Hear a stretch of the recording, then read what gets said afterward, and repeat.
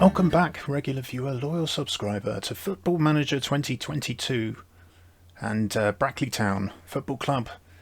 And today I will take you through the first steps that I take when I've just taken over a team and I want to start getting things sorted out in the way that I like it.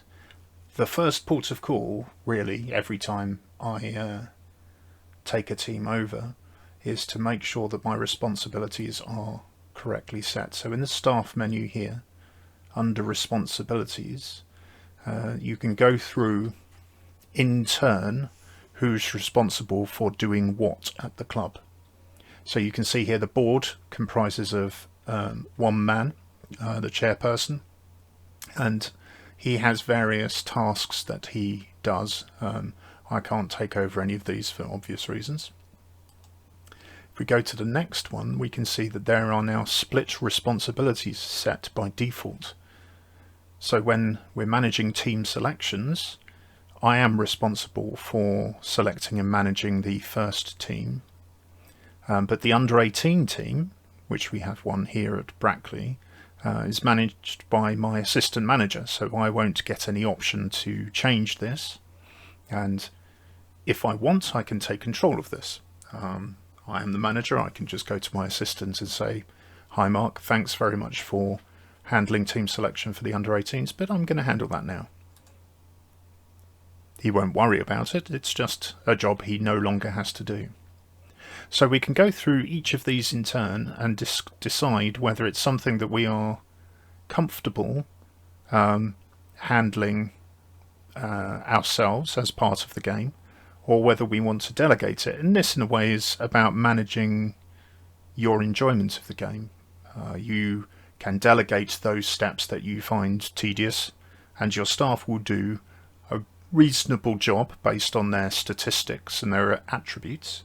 You can take control of those things gradually over time. You can change these responsibilities mid-flow. So it's a dynamic system that allows you to manage what emails you get into your inbox, what responsibilities and decisions that you have in the engine, and what you are taking care of. So as you get to grips with each of the functional controls and you feel comfortable there, then you can open up your range a little bit and introduce functions that you feel you can adopt. So hiring and firing a director of football, that's in my bailiwick. Hiring a technical director, i.e. somebody to manage staff recruitment, that's currently handled by the chairperson, but honestly I'm quite happy to do that. It's not something that's going to be happening frequently. Now, in terms of first team staff recruitment, the chief scout is currently in the hands of the chairman. I don't want that. In terms of hiring and firing staff for the under 18s, I think to begin with, because we're going to be somewhat restricted in terms of budget, and the under 18s are not as important because we have incredibly basic training facilities, so most of our talent is going to be purchased, i.e. recruited, rather than developed through the youth academies. I'm going to take control of coaching staff, the under 18s management, medical staff, and scouts for the under 18s. I want to focus resources on the first team for the moment, and the under 18s might get short shrift. And I want to be able to choose which staff should undertake courses to improve their coaching certifications, and the under 18s as well. So I've just gone through there and taken all of that. In terms of advice and reports, I'm happy with the default here. For recruitment, I'm getting advice from my assistant manager. For scouts, I'm getting from my only scout, feedback from my only scout. Once I've got a chief scout, I'll probably pop the chief scout in there. I'll make sure he's there. In terms of youth development and loans, currently the assistant manager is handling most of this, but as we hire maybe a youth development director, then they'll sit in there. And Coaching and staffing at the moment handled by the assistant manager. So the assistant manager is doing pretty much everything here, and we have a staff meeting every fortnight where the other members of non-playing staff at the club give you advice, and you can choose to follow their advice or not, which is all acceptable.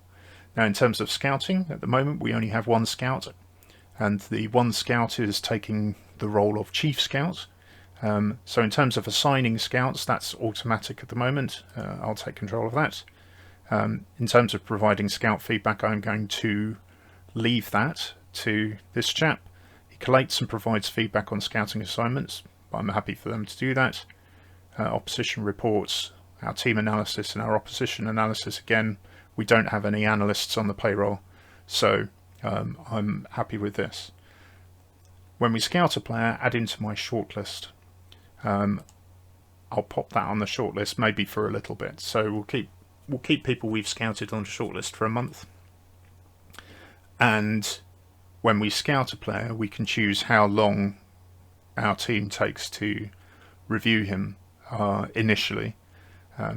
So what we're going to set is maybe look at him for a week, which probably means just a single match. Might mean a couple, it might mean none, but we get at least a certain view initially, and then it will be like a funnel. So we will have one scout going out and grabbing whatever information we can on our target or focus recruitment requirements, and then we'll feed them into a smaller, more focused scouting team who will go and spend significant time fleshing out our knowledge in those players and making sure that we understand whether they're right for us or not. Just want to go back and make sure that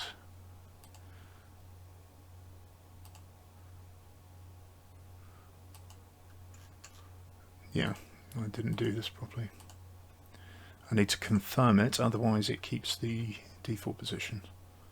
So that's worth checking. Right, transfers and contracts.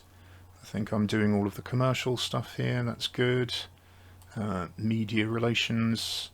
Again, the media part is, mini-game's the wrong word, but there's a little kind of text adventure with choices that you can make about your attitude towards the media when they ask you inane questions. And that's down to you whether you keep that in or you send your assistant. But I'm going to keep there. Youth training. I'm going to take control of these. Tactics. So team selection advice. Lineup suggestions with reasons for potential selections. I don't mind my assistant popping in with advice. That's absolutely fine for me. Opposition instructions. Yeah, I prepare them. Again, the assistant manager can provide advice. And do I allow him to do instructions? Is he the head of youth development? I see. Oh, okay.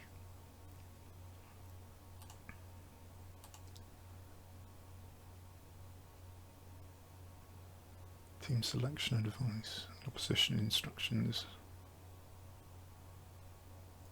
Yeah, he can do the opposition instructions for the U18s. I'm not that bothered. Right, during the match, I'm going to handle touchline instructions. I'm going to lead the team talks.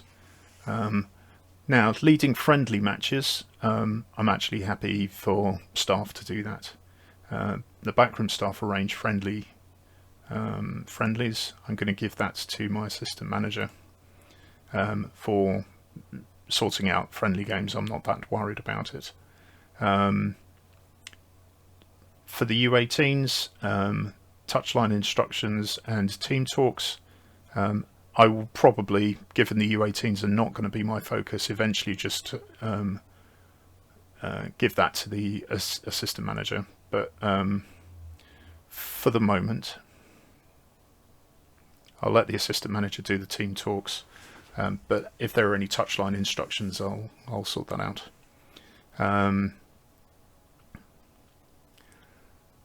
So you can make first team players available to the U18s if they qualify. So any of our younger first team players can can be set automatically here. I just want them to ask every match whether there are people I want to do that. And for friendly matches in the U18s, definitely Mark can do that. And also arrange a friendly if there's no fixture during the week, just to keep people running. So that's really the responsibilities, and the summary here will give you an idea of what as a football manager or a head coach I am comfortable for. The next thing that I'm really going to be doing is going through my staff, my backroom staff who are supporting me and making sure we've got the right people in place. I fought with lions and wolves, but I've never fought myself before.